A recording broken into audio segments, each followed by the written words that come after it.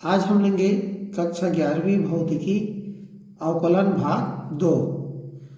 इससे पहले हम अवकलन भाग 1 पढ़ चुके हैं, तब उससे आगे यहाँ पर लेते हैं। तो अवकलन भाग 1 में हम जो पढ़े थे उसको थोड़ा सा देखते हैं।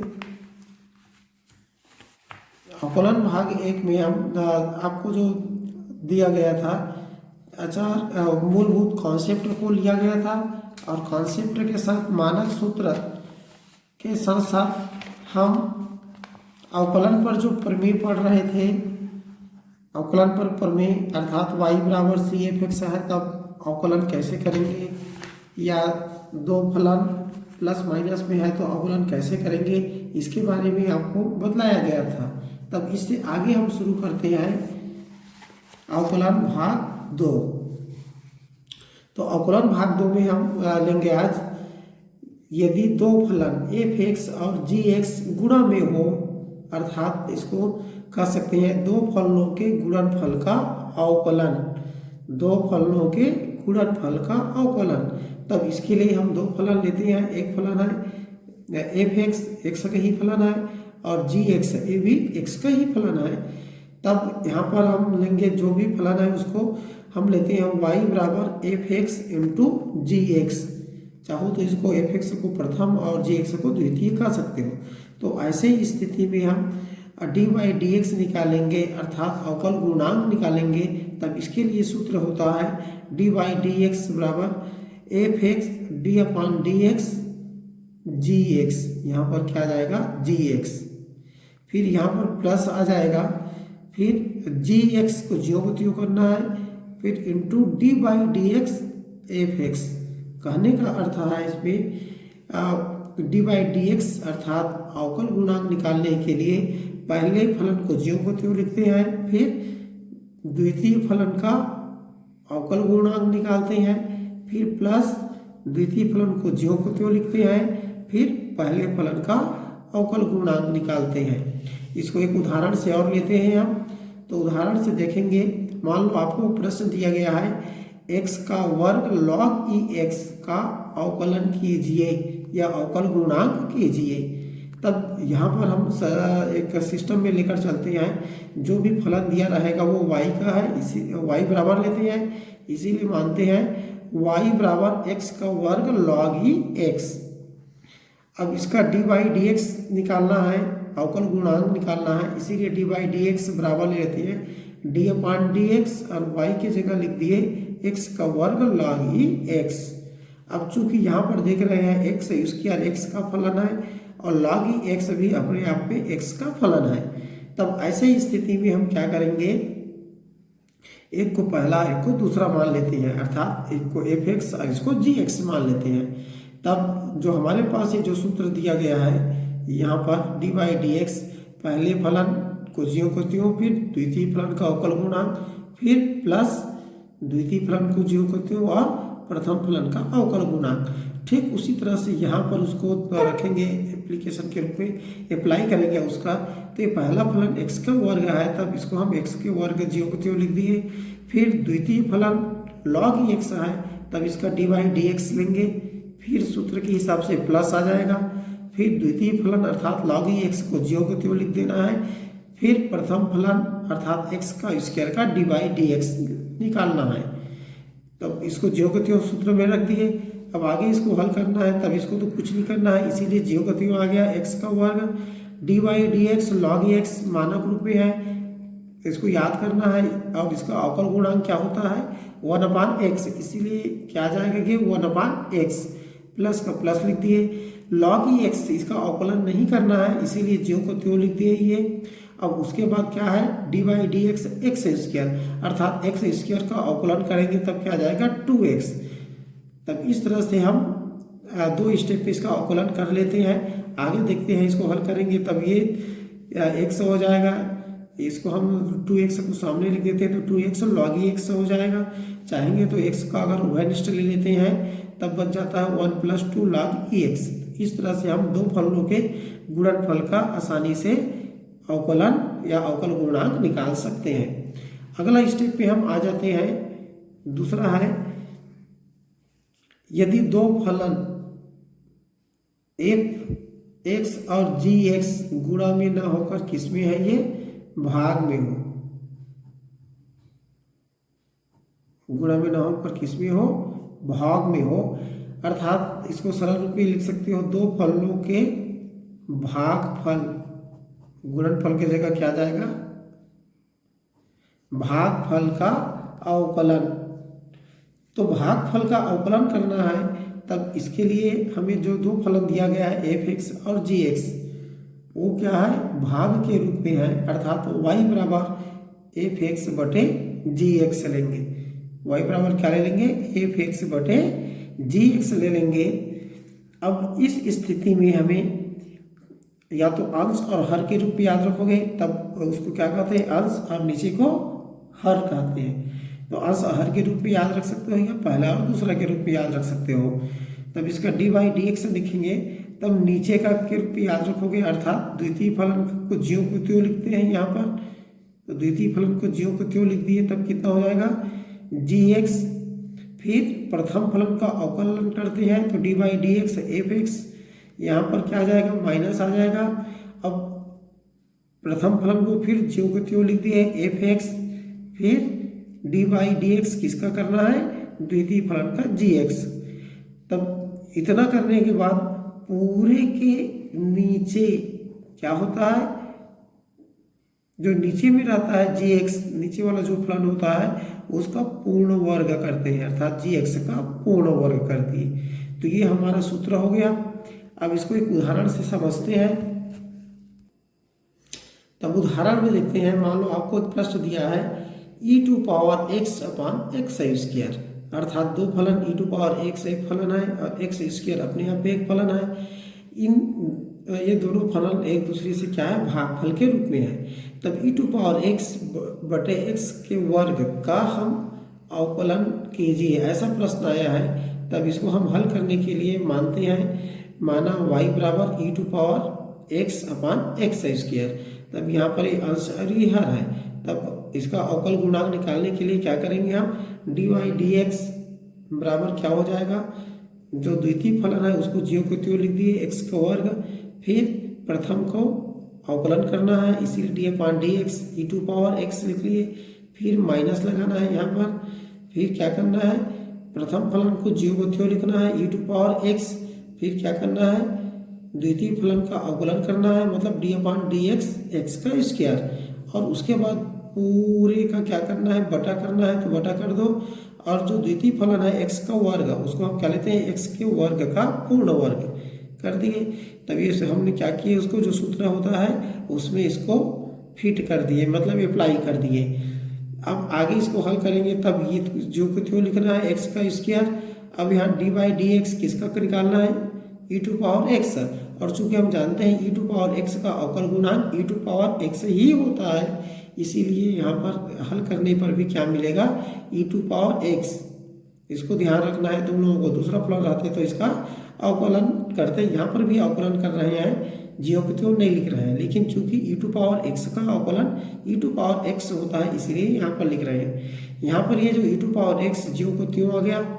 अब यहाँ पर एक्स स्क्वायर का अगर अवकल गुणांक निकालेंगे तब 2x आता है, इसीलिए यहाँ पर 2x लिख दिए, पूरे के में बटे लगा देंगे, और x के वर्ग का वर्ग करते हैं तब मिलता है x की घात 4। अब चाहो तो इसमें e टू पावर x और x क्या है, ये उभयनिष्ठ है, तो x e to power x common निकाल दिए, तब बचेगा क्या, यहाँ पर बचा है x और यहाँ पर बचा 2, तीसरा से x ऋण 2 हो गया, नीचे में है x की घात 4। तब यहाँ पर क्या हो जाएगा, ये आगे देखेंगे तब ये x इसके x की घात से कट जाएगा, तो मिला क्या, e to power x x minus 2 x minus 2 ऐसा मिल जाएगा, फिर बटा क्या हो जाएगा, x की घात 3। तब इस तरह से भागफल के लिए भी हम आसानी से हल कर सकते हैं। अब हम लेते हैं तीसरा स्वरूप आ जाएगा ये, जिसको हम कहते हैं फलनों के फलन का अवकलन। तो ये फलनों का फलन क्या होता है, इसके लिए हम देखते हैं, यदि y बराबर क्या है एफ यू, अर्थात y क्या है, u का फलन है, परंतु u अपने आप में किसका फलन है, ये x का। तो इस तरह से डायरेक्ट ना, लेकिन इनडायरेक्ट वाई क्या है, एक्स का फलन है, इसीलिए इसका भी हम एक्स के सापेक्ष अवकलन कर सकते हैं। इससे स्पष्ट है वाई क्या है, एक्स का ही फलन है, ये प्रत्यक्ष न होकर अप्रत्यक्ष रूप से है। तब इस स्थिति में हम क्या करते हैं, तब ऐसी स्थिति में D Y upon D x अर्थात एक्स के सापेक्ष अवकलन करने के लिए हम क्या करते हैं, D Y upon D U निकालेंगे। चूंकि यहाँ पर y बराबर एफ यू है तो पहले D Y upon D U निकालेंगे, फिर इंटू कर देंगे, और ये क्या है, u x का फलन है, इसीलिए D u upon D x कर दिए, और दोनों का जो गुणनफल आता है वो क्या होगा, D Y upon D x. तो इस तरह से हम क्या कर सकते हैं, अवकलन कर सकते हैं। हाँ, लेकिन इसमें आपको जो क्वेश्चन दिया रहता है या यू है या एक्स है, ऐसा नहीं दिया रहेगा, इसमें आपको क्वेश्चन को समझना पड़ेगा। तो चलो उदाहरण से समझते हैं इसको। मान लो यहाँ पर दिया गया है साइन एक्स का वर्ग का अवकलन कीजिए। देखो यहाँ पर ना तो u दिया है ना y दिया है, तब साइन x का वर्ग केवल x के रूप में फलन को दिया गया है। अब ये क्या है, ना तो गुणा के रूप में है ना भाग के रूप में है, बल्कि ये क्या है, फलनों के फलन के स्वरूप का है। कैसे है इसको देखते हैं। तब हल करने के लिए हम लेते हैं जो भी प्रश्न दिया है उसको y बराबर मान लेते हैं। तो y बराबर क्या हो गया, साइन x का वर्ग। अब इस पर हम ध्यान से देखें, अगर x के वर्ग को हम क्या कर दें, u मान लें, तब ये साइन u हो जाएगा और हमारा इस स्वरूप में हो जाएगा ये y बराबर एफ यू। तो चलो देखते हैं यहाँ पर u बराबर क्या लेते हैं, x का वर्ग, तब y बराबर क्या हो गया, साइन u। तो इस तरह से हमारा जो स्वरूप है y बराबर एफ यू, तो y बराबर साइन u आ गया, और u बराबर जी एक्स, मतलब u बराबर एक्स स्क्वायर। तो देखो ये प्रश्न दिख नहीं रहा था वैसे, लेकिन थोड़ा सा अगर कॉन्सेप्ट लेकर आगे बढ़ोगे तब ये आराम से फलनों के फलन के स्वरूप में दिखाई देंगे। तब हम उसके बाद सूत्र लगा सकते हैं। तब सूत्र लगाने से पहले हमें चाहिए रहता है D Y upon D u और d u upon D x. इसीलिए पहले हम समीकरण x निकालेंगे, u बराबर एक्स वर्ग दिया गया है अर्थात u x के फलन है। तब इसके द्वारा हमें क्या मिल जाएगा, ये D u upon D x, अर्थात इसका अवकलन करते हैं। तब D u upon D x बराबर d upon D x, x का वर्ग, और एक्स वर्ग का अवकलन करेंगे तब कितना आ जाएगा, ये 2x। इस तरह से D u upon D x बराबर क्या मिल गया, 2x मिल गया। आगे लेते हैं, ये y बराबर साइन u दिया मिला है, इससे हम क्या निकाल सकते हैं, D Y upon D U. तो इस तरह से यहाँ से देखते हैं तब क्या हो जाएगा, ये d Y upon D you बराबर d upon D u sine u. अब ये सिंपल क्या हो गया, d upon D u sine u है, जैसे d upon D x sine x होता है, अर्थात साइन एक्स का अवकलन, मतलब यहाँ पर साइन यू का अवकलन। तो साइन यू का अवकलन क्या होगा, कॉस यू। फार्मूला भी हम लगा सकते हैं। अब चूंकि यहाँ पर आपको क्या करना है, u बराबर एक्स स्क्वायर जो मानकर लिए है इसको फिर से वापस रख देना है, तब क्या हो जाएगी, ये साइन x का वर्ग। इस तरह से D Y upon D you बराबर क्या मिल गया, कॉस x का वर्ग, अर्थात जो वहां पर आया था उसी को लिख सकते हैं, तभी हो गया कॉस x का वर्ग। अब हम सूत्र में आते हैं, चूंकि d Y upon D x बराबर होता है D Y upon D u into d u upon D x. तो d Y upon D u का मान हम यहाँ पर निकाले हैं, क्या निकाला गया है, कास एक्स का वर्ग, और d u upon D X का मान निकाला गया है 2x। तब इस मान को यदि हम रखते हैं तो रखने के लिए क्या करना पड़ेगा, यहाँ पर देखो रखते हैं, तब D Y upon D U की जगह क्या लिख देंगे, कॉस एक्स का वर्ग, और d u upon D x की जगह क्या लिख सकते हैं, 2x। तो इस तरह से हमें मिल जाता है 2x cos स्क्वायर x। तो इस तरह से हम सूत्र के उपयोग से यहाँ पर हल कर सकते हैं।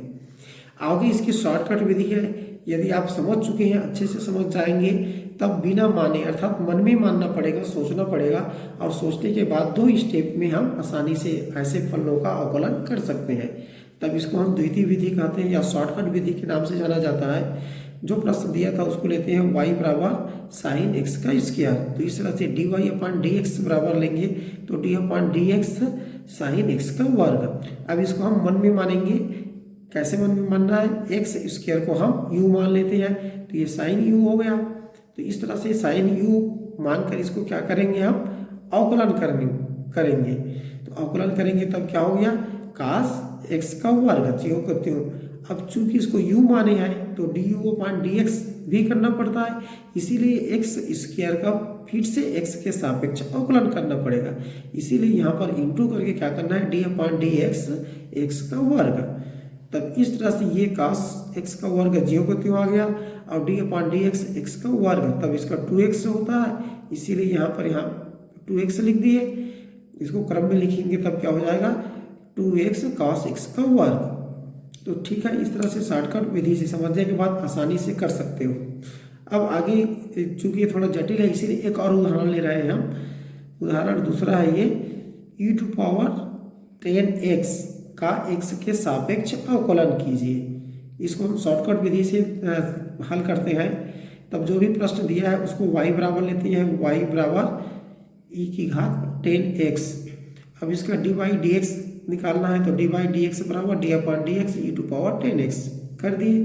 ठीक उसी तरह से यहाँ पर आपको सोचना है 10x क्या है, u है, तो ये क्या होगा, e⁻u हो गया, और e⁻u को हम क्या करते हैं, अवकलन करते हैं। तब e⁻x का अवकलन e⁻x होता है। इस तरह से e⁻u का अवकलन e⁻u होगा।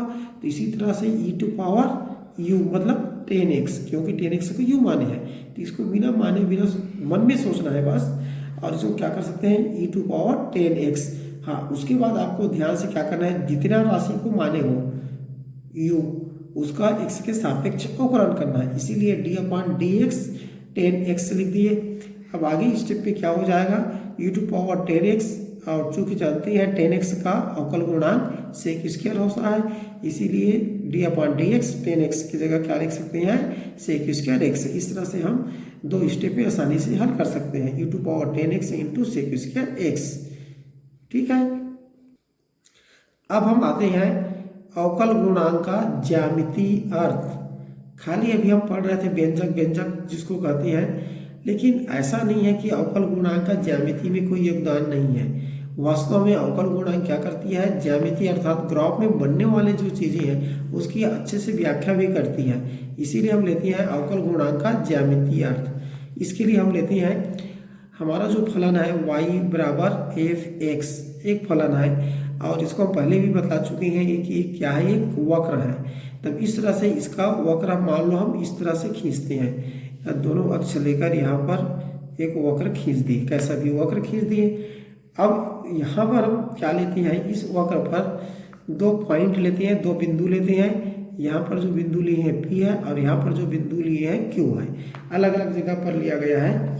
अब यहाँ पर क्या लेते हैं, P का जो निर्देशांक है वो उसको x y ले लेते हैं, और जो Q का निर्देशांक है ये ज़्यादा दूरी पर नहीं है करके क्या बोलते हैं, x + del(x) और y + del(y), अर्थात थोड़ा थोड़ा अलग है, ऐसा हम मान सकते हैं। तो यहाँ पर P का निर्देशांक मिल गया और Q का निर्देशांक मिल गया।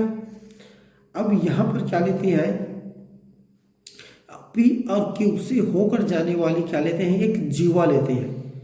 तो ये जीवा मतलब क्या होता है, एक रेखा खींचेंगे PQ से होकर जाने वाला, और ये देखते हैं कि ये जो रेखा है वो कहाँ पर कटती है, x अक्ष को इस बिंदु पर काटती है, अर्थात हम कहेंगे कि तो ये रेखा क्या है, x अक्ष के साथ थीटा कोण बनाती है। तो यहाँ पर जो इस कोण को हम क्या कर सकते हैं, थीटा कोण कर सकते हैं। अब आगे हम देखते हैं, P से हम क्या करते हैं, x अक्ष पर लंब डालते हैं PM, और क्या होता है Q से भी हम x अक्ष पर लंब डालते हैं QM। अब उसी तरह से क्या करते हैं, P से QN पर लंब डालेंगे, तब क्या होगा, ये PR लंब होगा। तब इस तरह से यहाँ पर हमें एक त्रिभुज मिलती है PQR। तो इस तरह से हम क्या लिख सकते हैं, त्रिभुज क्या मिल जाता है, PQR। अब चूंकि डायग्राम में स्पष्ट है कि यहाँ पर जो कोण थीटा बना है, तो निश्चित रूप से यहाँ पर जो त्रिभुज बन रही है उसका कोण QPR क्या होगा, थीटा होगा। इसीलिए हम यहाँ पर लिख सकते हैं कोण QPR बराबर थीटा होगा। अब इस त्रिभुज में हम देखते हैं tan थीटा बराबर, तब क्या होगा, लंब बटे क्या होता है, आधार। तो इस तरह से लंब क्या हो जाएगा, ये QR, और आधार लेंगे तब क्या हो गया, PR। अब यहाँ पर डायग्राम से हम इसको देखें तो कैसे देखेंगे कि पी आर का मान कितना है और क्यू आर का मान। तब यहाँ पर ध्यान से देखो, चूंकि इसमें एक्स अक्ष का निर्देशांक एक्स वाई है, तब ये बिंदु पर क्या आएगा, ये एक्स है, और यहाँ पर जो निर्देशांक है एक्स प्लस डेल एक्स और वाई प्लस डेल वाई, तब यहाँ से यहाँ तक आने में डिफरेंस कितना हुआ, डेल एक्स का। इसीलिए पी आर बराबर क्या हो जाएगा, डेल एक्स। ठीक इसी तरह से अगर यहाँ पर देखेंगे तो यहाँ पर क्या होगा, निर्देशांक एक्स का अलग होगा लेकिन वाई का क्या होगा, वाई ही होगा, और यहाँ पर जाएंगे तो डेल वाई हो गया। इसीलिए देखते हैं क्यू आर, इन दोनों के बीच की जो दूरी होगी वो क्या हो जाएगी, डेल वाई। तब इस तरह से थोड़ा सा सोचकर तर्क लगाकर निकाल सकते हो क्यू आर कितना होगा, डेल वाई। तो इसी को लिख सकते हैं डायग्राम से, पी आर बराबर डेल एक्स व क्यू आर बराबर डेल वाई। तब इस तरह से इन मान को यहाँ पर रखेंगे तो टेन थीटा बराबर मिल जाएगा डेल वाई बटे डेल एक्स।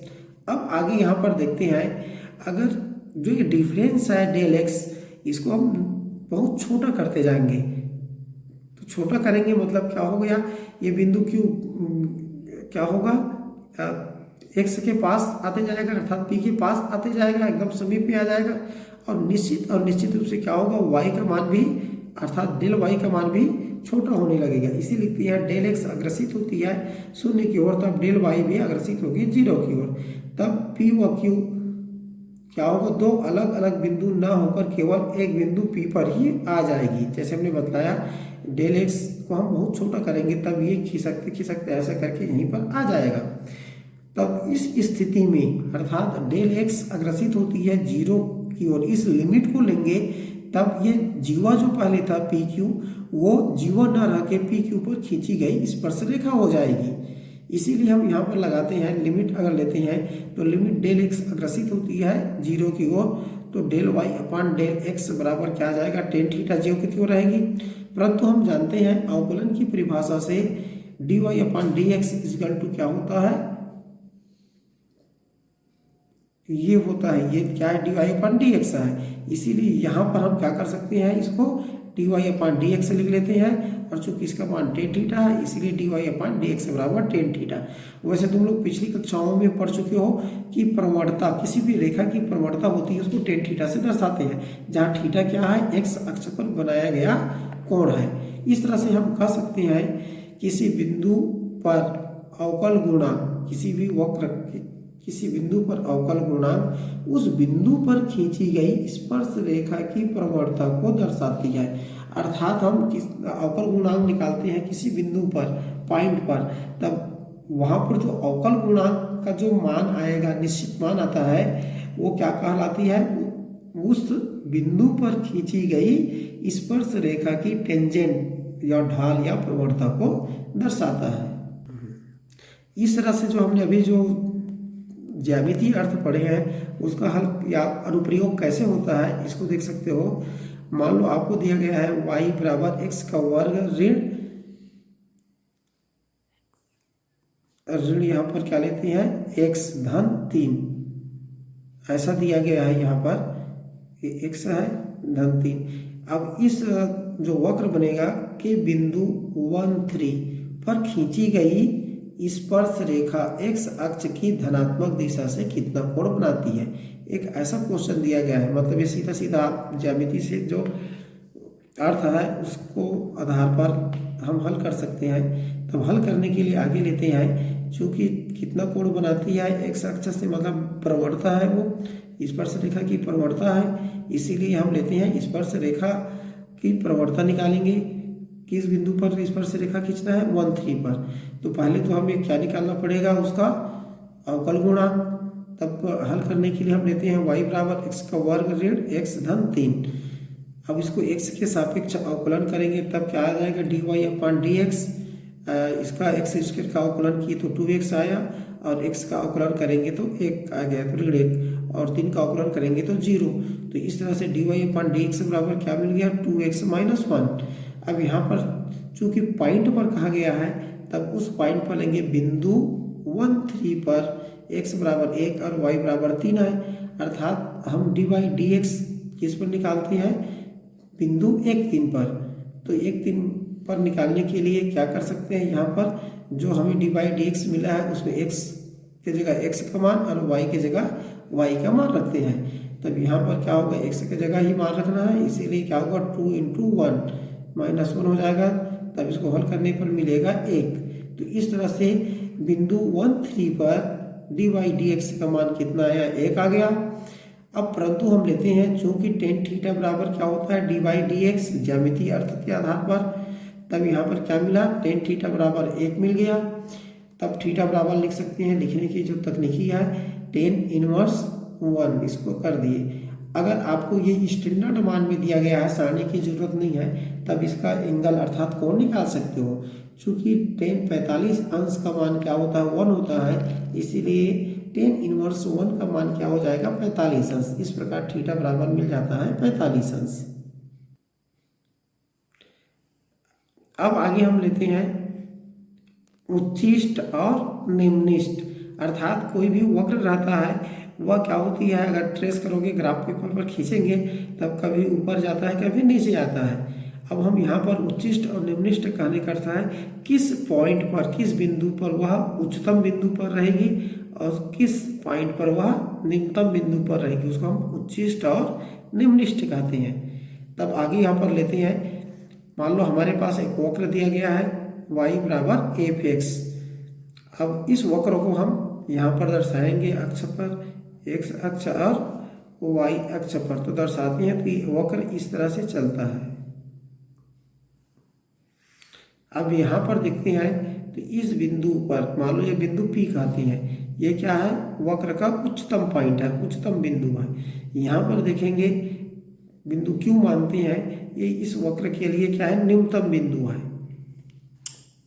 तब यहाँ पर देखते हैं कि अगर इन दोनों बिंदु पर, चाहे वो P पर हो या Q पर, अगर हम स्पर्श रेखा खींचें तब निश्चित रूप से ये इस तरह से स्पर्श रेखा जाएगा।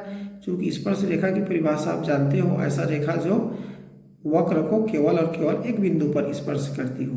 तब इस तरह से उच्चिष्ट और निम्निष्ट बिंदु पर क्या होती है, जो स्पर्श रेखा खींचते हैं वह एक अक्ष के समानांतर होती है, दोनों बिंदुओं पर, चाहे उच्चिष्ट पर खींचो या निम्निष्ट पर। तब इस तरह से हम देखते हैं कि x अक्ष के समानांतर हो गया, मतलब थीटा बराबर क्या हो गया, 0 अंश आया। क्योंकि हम जानते हैं डी बाई डी एक्स बराबर टेन थीटा होता है, तो इस तरह से D by d x ten 0 आ गया। आगे देखते हैं डी बाई डी एक्स बराबर 0 हो गया, क्योंकि टेन 0 का मान 0 होता है। इस तरह से हमारा निष्कर्ष मिलता है कि उच्चिष्ट व निम्निष्ट बिंदु पर डी बाई डी एक्स बराबर क्या होता है, 0 होता है। तब हम क्या कर सकते हैं, कोई भी वक्र दिया गया है उस पर डी बाई डी एक्स निकालेंगे और उसको बराबर 0 करके x और y का मान निकालेंगे। तब उन बिंदुओं पर क्या हो जाएगा, या तो उच्चिष्ट होगा या निम्निष्ट होगी। अब आगे हम लेते हैं कि कौन सा बिंदु उच्चिष्ट होगा और कौन सा निम्निष्ट होगा। तब इसके लिए हम देखते हैं उच्चिष्ट के ठीक पहले स्पर्श रेखा की प्रवणता धनात्मक होती है। फिर हम डायग्राम पर चलते हैं, ये उच्चिष्ट है और उच्चिष्ट के ठीक पहले यहाँ पर एक बिंदु की कल्पना करोगे, तब ये क्या होगा, स्पर्श रेखा इस तरह से जाएगा यहाँ पर। अब यहाँ पर थीटा का मान 90 से कम हो गया, मतलब क्या होगा, उच्चिष्ट से पहले हम देख रहे हैं। तब क्या हो गया, यहाँ पर जो स्पर्श रेखा बन रही है उसका ढाल या प्रवणता क्या हो रहा है, यहाँ पर धनात्मक, क्योंकि 90 से कम बना तब क्या हुआ, प्रवणता धनात्मक होती है। और उसके बाद उच्चिष्ट पर 0 होती है। जैसे हमने बताया कि उच्चिष्ट पर क्या होता है, ठीक 0 होता है। तब निश्चित रूप से क्या होती है, धनात्मक से 0 की ओर जा रही है, अर्थात कम हो रहा है, मतलब परिवर्तन की दर ऋणात्मक है। तो इसीलिए क्या कहते हैं कि उच्चिष्ट पर 0 हो जाती है, अतः उच्चिष्ट पर डी बाई डी एक्स के परिवर्तन की दर क्या होती है, ऋणात्मक होती है। अब यहाँ पर बात आता है y के परिवर्तन की दर नहीं है, बल्कि किसका, डी बाई डी एक्स की परिवर्तन की दर है। तो अब इसके लिए क्या करेंगे, डी बाई डी एक्स जो आया है उसको पुनः अवकलन करेंगे, जिसको हम लिखते हैं डी अपॉन डी एक्स फिर D Y upon D X छोटा है 0 से, अर्थात ये क्या हो गया, ऋणात्मक हो गया। इसको लिखने की और यहाँ पर तकनीकी है, डी का square Y upon D X का स्क्वायर छोटा है 0 से, अर्थात ऋणात्मक। तब यहाँ पर जो संकेत है D square Y upon D X का वर्ग, ये क्या कहलाता है, द्वितीय अवकलज या द्वितीय अवकल गुणांक कहलाता है। प्रथम डी बाई डी एक्स को कहते हैं, इसको द्वितीय कहते हैं। हाँ, लेकिन यहाँ पर आगे है, ये क्या आ गया आपका, ऋणात्मक आया। तो इस प्रकार आगे हम चलते हैं, निम्निष्ट बिंदु पर डी बाई डी एक्स के परिवर्तन की दर क्या होगी, धनात्मक होगी। इसको हम डायग्राम में समझते हैं। यहाँ पर क्या है, ये निम्निष्ट बिंदु है, यहाँ पर अगर स्पर्श रेखा खींचे तो इस तरह से जाएगा, तो ये जो कोण बन रहा है, अधिक कोण बन रहा है यहाँ पर, और अधिक कोण बना तो हम जानते हैं टेन का मान क्या आता है, ऋणात्मक आता है। मतलब क्या हुआ, पहले जो टेंजेंट था अर्थात प्रवणता थी वो ऋणात्मक थी, और निम्निष्ट पर 0 हो गया, मतलब ऋणात्मक से 0 आया, मतलब क्या हुआ, ये बढ़ रहा है। इसीलिए यहाँ पर कहते हैं निम्निष्ट बिंदु पर डी बाई डी एक्स के परिवर्तन की दर क्या होती है, धनात्मक होती है। इसलिए लिखते हैं D upon D X D Y upon D X बड़ा है 0 से, अर्थात हम y का द्वितीय अवकलज निकालेंगे, वह 0 से बड़ा होगी, अर्थात धनात्मक होगी। तब उस बिंदु पर क्या आ जाएगा, निम्निष्ट। संक्षेप में उसको इस तरह से हम याद रखते हैं, उच्चिष्ट पर डी बाई डी एक्स बराबर 0 तथा d square Y upon D x square minus negative, निम्निष्ट पर d Y upon D x बराबर 0 तथा d square Y upon D x square बराबर क्या होगा, पॉजिटिव। अब इसके आधार पर हम निम्नतम बिंदु या उच्चतम बिंदु का मान भी निकाल सकते हैं। अब हम उच्चिष्ट और निम्निष्ट पर आधारित जो प्रश्न है उसको एक उदाहरण के द्वारा समझते हैं। उदाहरण है, यदि y बराबर 2x का त्रिघात ऋण 3x का वर्ग धन 4 हो तो x के किस मान के लिए y का मान अधिकतम एवं किस मान के लिए न्यूनतम होगा, अधिकतम एवं न्यूनतम मान भी ज्ञात कीजिए। अब यहाँ पर ये दे दिया गया है, y को एक फलन x का एक फलन के रूप में दे दिया है, और पूछा जा रहा है कि x के किस मान के लिए y का मान अधिकतम होगा और किस मान के लिए y का मान न्यूनतम होगा। तब इसमें अलग अलग मान रखकर देखोगे तो बहुत समय लगेगा, लेकिन अवकल गणित की परिभाषा के आधार पर हम इसको आसानी से निकाल सकते हैं। तब इसका अनुप्रयोग के रूप में कैसे देखते हैं, तो सर्वप्रथम हल करने के लिए जो भी वक्र दिया गया है उसको ज्यों के त्यों लिख दें यहाँ पर। अब इसका हमारा उद्देश्य क्या है, जांच करने के लिए डी बाई डी एक्स निकालते हैं, पॉइंट ज्ञात करने के लिए किस बिंदु पर है, तो इसीलिए डी बाई डी एक्स निकालेंगे। तब 2x की घात 3 जो है दिया गया है इसका अवकलन करेंगे, तब 3 दूने 6 x का वर्ग, फिर ऋण, फिर इसको करेंगे तो 3 दूने 6 x, और यह अचर है तो प्लस 0 आ गया। इस तरह से हमें डी बाई डी एक्स मिला 6x का वर्ग माइनस 6x। अब यहाँ पर उच्चिष्ट एवं निम्निष्ट के लिए तो क्या होता है, D Y upon D X equal to 0 आता है। तब यहाँ पर जो मान निकाले हैं 6x का स्क्वायर माइनस 6x, इसको हम 0 ले लेंगे, तब क्या होगा, ये 6x का वर्ग ऋण 6x बराबर 0 आ गया। कटा सकते हो तब आ जाएगा x का वर्ग ऋण x बराबर 0 हो गया। x को कॉमन लेते हैं अर्थात गुणनखंड करते हैं, तब x फिर ब्रैकेट में आएगा x ऋण 1 बराबर 0। तो इस तरह से ये वर्ग समीकरण है, इसका हल निकाल लिए तो क्या आएगा, या तो फिर x बराबर 0 आएगा या फिर x बराबर 1। x बराबर 0 हो गया, इससे हल करेंगे तो x बराबर 1 आ जाएगा। अर्थात हमें 2 बिंदु मिल रहा है जहाँ पर उच्चतम या निम्नतम हो सकता है। अब आगे हम देखते हैं इन दोनों बिंदुओं पर। तो इन दोनों बिंदुओं पर जांच करने से पहले हमें क्या निकालना पड़ता है, द्वितीय अवकलज, अर्थात जो पहले जो अवकल गुणांक निकाले हैं y का, उसका फिर से अवकलन करेंगे, तब क्या हो जाएगा, d square Y upon D x square बराबर d upon D x 6x का स्क्वायर माइनस 6x। अब इसका अवकलन करोगे तब क्या होगा, 6 दूनी 12x ऋण 6। क्लियर हो गया। अब ये जो D square Y upon D x square का मान इतना आया है, इसमें हम अलग अलग बिंदुओं पर रखकर इसकी मान ज्ञात करते हैं। अब पहला बिंदु लेते हैं x बराबर 0 लेने पर, जो पहला बिंदु मिला है x बराबर 0 लेने पर, तो D square Y upon D x square बराबर क्या हो जाएगा 12 गुणित 0 ऋण 6। तो कितना आएगा इसका मान ऋण 6 आया, अर्थात क्या आया ऋणात्मक आया। और ऋणात्मक आया इसीलिए हम कह सकते हैं कि x बराबर 0 पर y क्या होगा उच्चिष्ट होगा। तो इस तरह से उच्चिष्ट हो गया करके जान गए, तब y मैक्सिमम अर्थात उच्चिष्ट y का अधिकतम मान ज्ञात कर सकते हैं। इसीलिए y मैक्सिमम बराबर क्या हो गया, अब y का मान ज्ञात करना है, इसीलिए हमें जो क्वेश्चन दिया गया है इस क्वेश्चन पर क्या करेंगे x के मान को रखेंगे। तो x के मान को रख दो तब क्या होगा 2, फिर शून्य का त्रिघात ऋण 3, फिर शून्य का वर्ग धन 4। तो इस तरह से ये तो पूरा 0 आ जाता है ये, अब बराबर क्या आ जाएगा फिर 4। तो इस तरह से ये क्या आ गया, यहाँ पर अधिकतम मान 4 आ गया ये। अब यहाँ पर लेते हैं दूसरा, लेते हैं x बराबर 1 लेने पर, जो हल करने पर मिला था हमें, तब D square Y upon D x square बराबर देखेंगे तब कितना हो गया 12 गुणित 1 ऋण 6। हल करने पर मिलेगा ये +6 मिला, अर्थात धनात्मक मिला। और धनात्मक मिला तब क्या हो गया ये, निश्चित रूप से हम कह सकते हैं कि x बराबर 1 पर y क्या हो गया निम्निष्ट होगा, निम्नतम मान प्राप्त होगा। इसीलिए y मिनिमम लेंगे तब 2 गुणित 1 का त्रिघात ऋण 3 गुणित 1 का वर्ग धन 4। इसको हल करेंगे तब क्या हो जाएगी ये 2, फिर ऋण 3, फिर धन 4। इसको हल करने पर मिलेगा 3। तो इस तरह से यहाँ पर y मिनिमम क्या हो गया 3 आएगा, और y का जो अधिकतम मान क्या आया है 4 आया है।